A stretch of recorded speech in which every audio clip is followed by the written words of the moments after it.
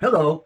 I was talking to one of my conservative Republican friends, and I told her that I was preparing a graph to explain the differences between communism, fascism, the Nazis, and where we sit in America with the Democratic Party and the Republican Party.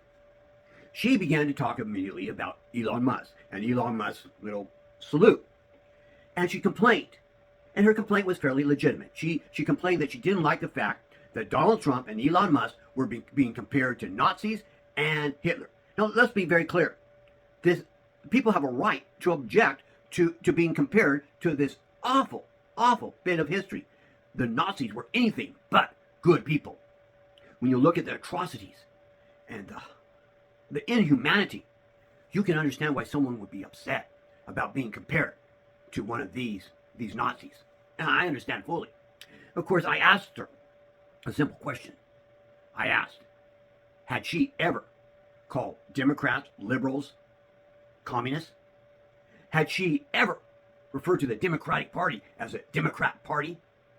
Had she ever used a term like libtard?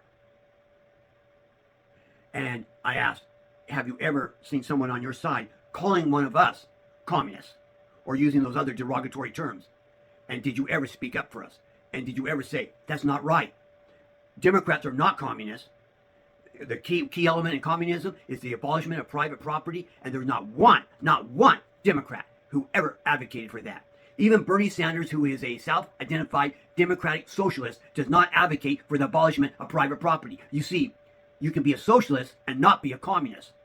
And the thing is, this is the other thing. Did you ever stand up and say you are conflating socialism with communism, and the two do not go hand in hand? Socialism is simply the government providing a public need that the private sector either cannot or should not be providing. Examples are the military, the police, food and water safety, and things like this. The corporations are going to cut corners. They're going to put something out in the market that's not safe, and you will be the one who suffers from it. But when we have socialism, it guarantees that the government is providing the needs of the people. The earliest, most primitive form of socialism was before we ever became the United States. We were forming colonies, and you'd have small communities, and someone would be needing to build a barn, and they have a barn raising party, and all the community would come together, and they bring food out, and they'd all help build that barn up together. That was socialism in the most primitive form. Now today, we're far too big for that, so we come together and do certain things like build the interstate highway system throughout the country. No private corporation could ever have done this. But we as a group of people, we the people, could. That's socialism. All socialism really is saying that there is a place for government to do a job. It's not the same as communism. In communism, everything's been socialized and everything's controlled by the state. And when I get the next video done, you'll see my opposition to communism as well as to fascism. They don't work, but our system does. But my point is, she had to admit she had used those terms, accused us of being communists, and never defended us. And so I had to ask, then how can you expect us to defend you when someone falsely calls you a Nazi? And this is a world that you right-wingers have created.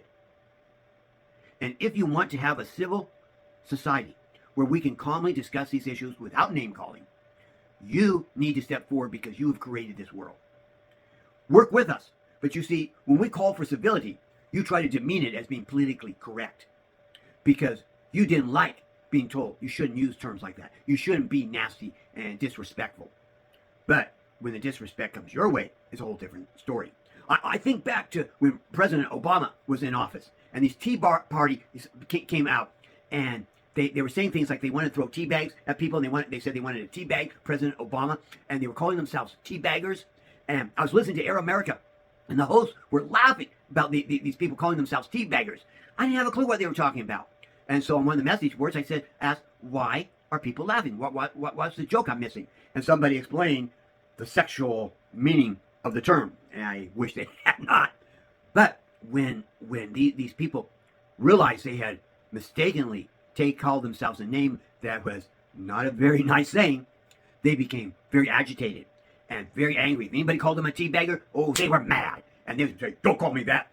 All while they were throwing insults. Remember, these parties were out there with racist signs as President Obama, as a witch doctor, as as a monkey, racist to the core. They were insulting. But if anything, even something they created themselves came back at themselves, they were horrified. Don't you call me that. My point here, my friends, is if you want civility, you have to give us civility. You cannot be rude and disrespectful and expect us to be kind and respectful. We tried to take the high road when you went low, and you just went lower. So maybe it's time to slap your hand and get the message across.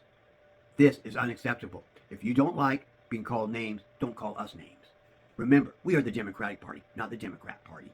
Remember, we are not communists. Liberals, they are not the same as communists. There's a big difference.